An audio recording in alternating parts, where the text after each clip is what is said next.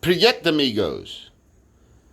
Today we're going to take a look at an older World at War magazine game.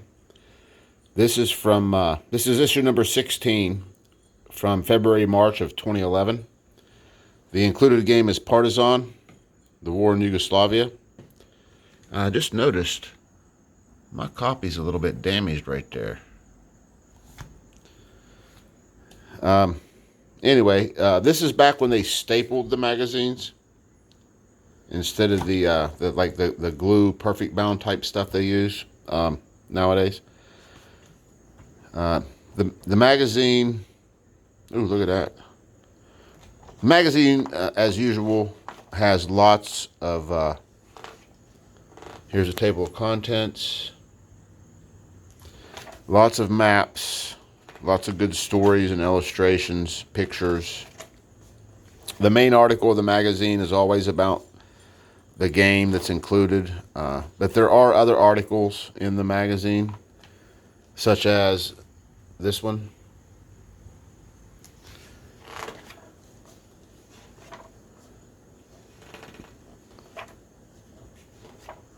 So it's a beautiful magazine. It really is a good magazine. So here we get to the rules section that back in these days you'd have to rip out or take the staples loose or something.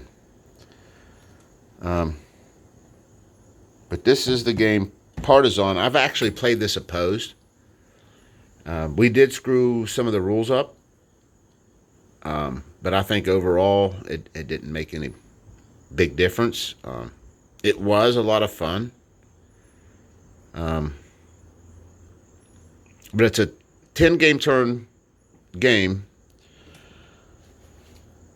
and it's about the German occupation of Yugoslavia in World War II and the fighting back that the partisans of Yugoslavia did against the Germans.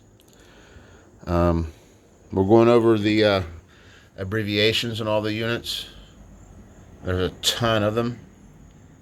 I don't think it really makes that big of a difference for gameplay. This is just for your historical,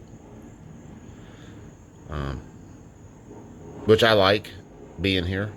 I'd rather it be here than not. It's going over the units, the different factors that are on the pieces. There's an attack strength along the bottom, reading left to right, and then there's a defense strength, and then a movement, and of course NATO symbols. Planes and boats are silhouettes, and these look like objective and cachet markers. It's going over setup, hex control.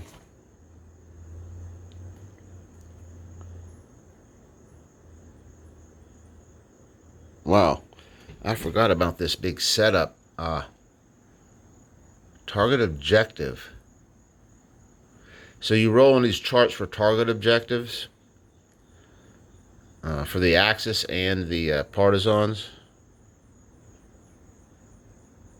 I forgot about that. Sequence of play. It's the Partizan Allied Operation segment, which has a number of phases. There's the political phase, replacement point phase, the objective placement phase,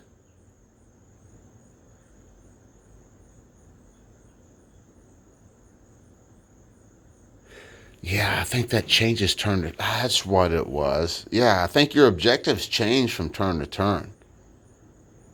So, like, as you move to take an objective and can't, the next turn, that objective might not be an objective anymore, and you might have to go somewhere else. That's right. I remember now. It's kind of fun. But it's... but not. Then we have the objective placement. Then we have the movement combat phase. Then we have the Axis operation segment, which is just a repeat of what the partisans do. End of turn segment, Placing newly arriving units. They're going over Bulgarian arrivals, German arrivals, Hungarians, Italians, Partisans, and Ustashi. I'm pretty sure they're allied with the Germans. It goes over Italian surrender, Allied landing spaces, movement, stacking. And stacking is limited by terrain. The more constrained the terrain, the less stuff you can stack there. Unknown partisans. Partisan retreats. I remember doing this a lot. This is you can conserve your forces using this rule. Replacement points.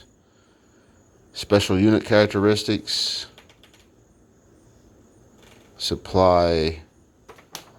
Victory conditions and special rules. Optional rules. Tito's Prestige. Operation Armpit. Operation Armpit number question mark.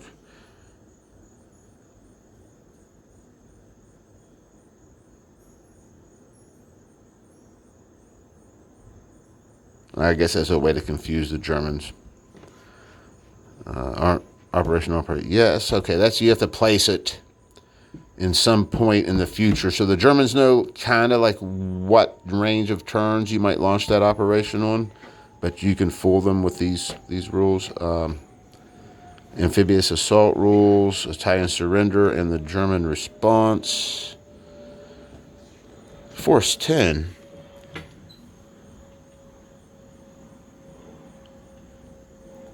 .3 Force 10. As a purely whimsical and thoroughly unhistorical addition, the Partizan player is eligible to receive the fictitious Force 10 unit as a scheduled reinforcement. That must be Force 10 from Navarone. Son of a bitch. Awesome. When I played, we didn't use any optional rules at all, I don't think.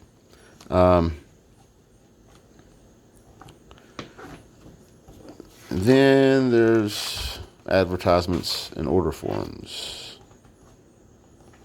So that was a look at the rules. Let's take a look at the counter sheet next because it's easier to pull out here. These are very thin. I hate to even handle them. They're white core. This was back in 2011. Decision Games was printing really thin sheets, especially for their magazine games. Look, one just fell out.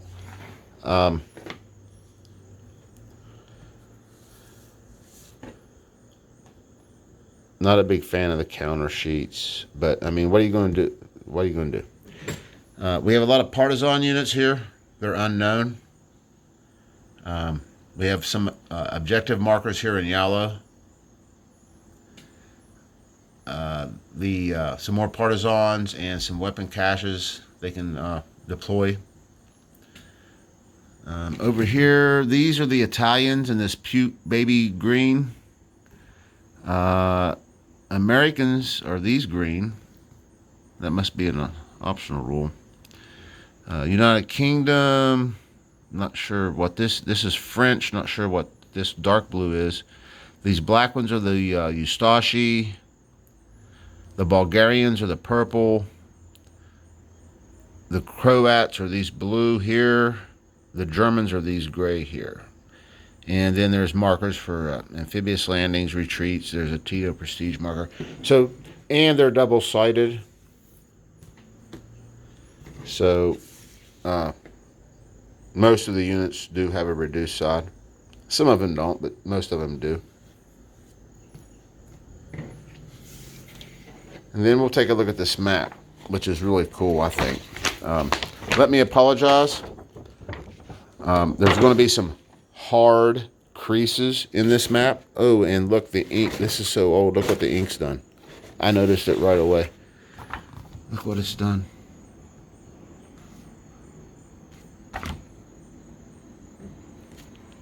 See? This is why Decision Games got such a bad, look at that. That almost makes me want to buy another copy of this, but I don't know if it'll be any better.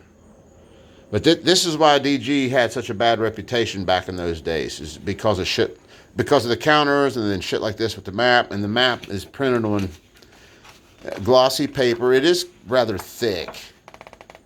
It must be an ink problem, but anyway, here's a look at the map. I like the map. I think it's very, very functional, and it's not terrible to look at. Everything's really clear. We never had any problems with the maps or with the map in this game at all. We have charts, tables, and holding boxes spread out across the map. There's your target objective, victory points. Here's your terrain key, combat results tables, turn record tracks. That's not a turn record track, that's a victory point track. Here's a turn record track, and it's got notes on different turns for things. So it's not a bad game. Like I said, I played it opposed. I played it solo a couple times. But it's kind of like, I don't know, it's kind of a little bit cheesy playing solo. But I did play it opposed, and it was a damn fun game. I never met my opponent before we played, and he gave me a good ass game. I was the Partizans, he was the Axis, but he chased me all over Yugoslavia. It was fun. Good game. Hey, thanks for watching, guys. Have a good one.